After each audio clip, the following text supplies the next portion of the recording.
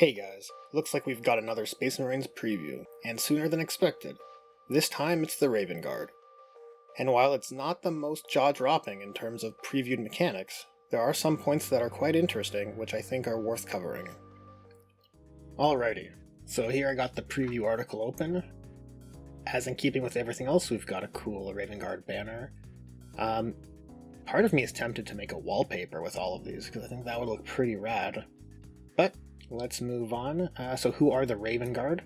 So here we can see an absence of those cool trailers again. So it seems like only the Ultramarines and White Scars were the ones who were going to receive those cool cinematics. I guess GW maybe thought it wasn't worthwhile or whatever. I'm a little saddened. I was really looking forward to seeing all the legions represented in cinematic glory.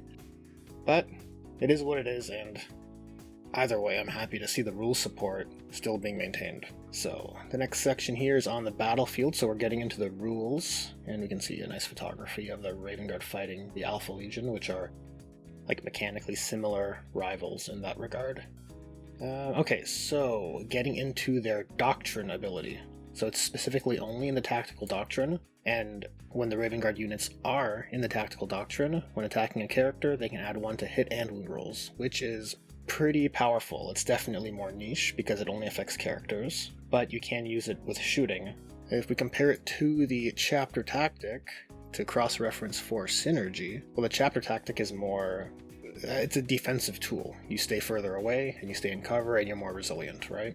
Whereas Surgical Strikes is... there's no direct synergy, other than the obvious. You can leverage the defensive Shadow Masters for your first turn while the Devastator Doctrine's active, and then in your second turn, you can go to Surgical Strike, in your second turn, you can activate the Tactical Doctrine and then leverage these benefits here. So the obvious combo for this, I think that comes to everyone's mind, and they mention it in the article here, is Eliminators with Sniper Rifles. Because they're Strength 5, because they have AP, and they do multiple damage on top of the mortal wounds. And normally you'd have to get this perk on Eliminators, you would be sacrificing your the Sergeant in the Eliminator squad from shooting.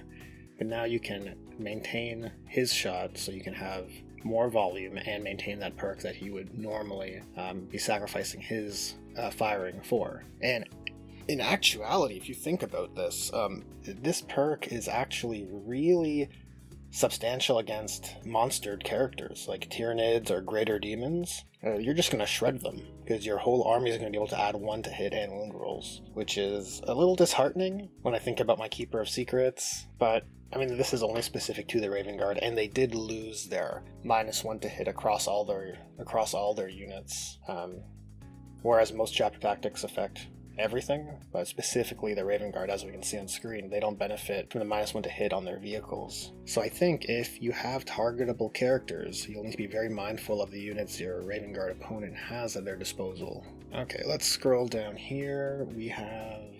right, Shadow Master. Okay, so this one's a little weird because this perk, enemy units cannot fire Overwatch at this Warlord, is actually identical to the Silent Stalker Raven Guard Warlord trait in the core book. So I don't know if this is an error or if the perks of the Warlord traits for the Raven Guard are being shifted around in their supplement. And maybe that frees up Shrike to have a different perk. I mean, that idea comes to mind, because in the previous 2017 codex, he was required to take Silent Stalker. So if they're carrying that through, maybe they don't want him to have this perk. Just something to consider. No confirmations yet, because we haven't seen Shrike's datasheets. Okay, so next we're previewing the Raven Guard Relic.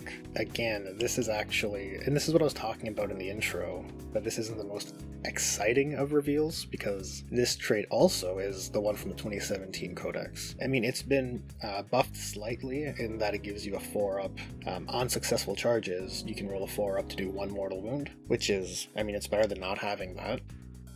But I find it a little funny that, you know, your Warlord can't possibly fail a charge with this thing on his back, but you're still not able to reroll any or all of the dice. It's reroll all the dice, which offers less flexibility. It's been a problem since 8th started with charging into combat. And if you're going to use Jump Pack Assault, you're actually still fairly likely to fail the charge with this relic, so it's a little weird. I'm sure GW is aware of that, but maybe they're thinking of if you are advancing and charging into combat and your enemy is maybe 16 inches away at the start of your turn, so then you advance.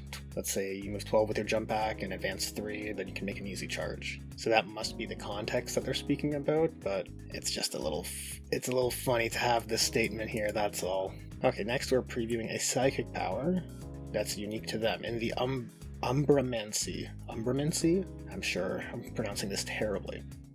In the Umbramancy discipline, essentially, it allows you to pick a character and give them a Gate of Infinity type activation, which is really cool. I don't think it's ever bad to have this kind of mechanic in a toolkit for a faction. It's always welcome. If you need to relocate to get onto an objective in a Maelstrom game, or if you need to reposition out of danger or towards an assault.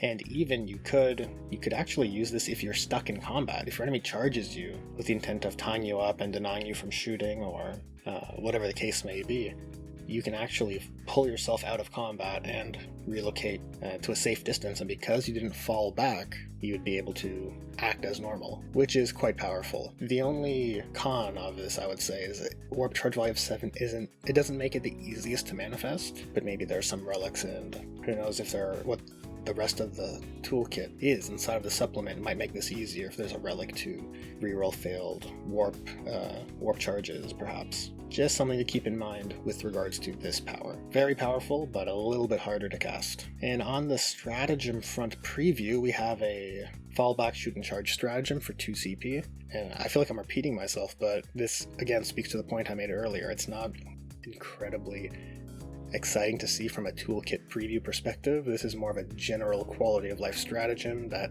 it's nice to have a tool like this in your arsenal should the situation demand it, but it's not the most exciting for the purposes of previewing a toolkit, is what I would say. And coming back to here, we have the contents, and you can see our name generator, which is always a nice touch. But I think with that brings my thoughts on this Raven Guard preview to its end. Thanks for watching. To the Raven Guard players out there, how are you guys feeling? Does the loss of vehicles receiving the -1 to hit still sting? Or do the mechanics previewed here soften that blow? As someone who is waiting for the Salamander supplement, I can only live vicariously through you guys, so feel free to leave a comment below. And lastly, if you want to help this channel grow, consider subscribing for weekly videos. Thanks again for watching, and I'll hope to see you guys in the next one.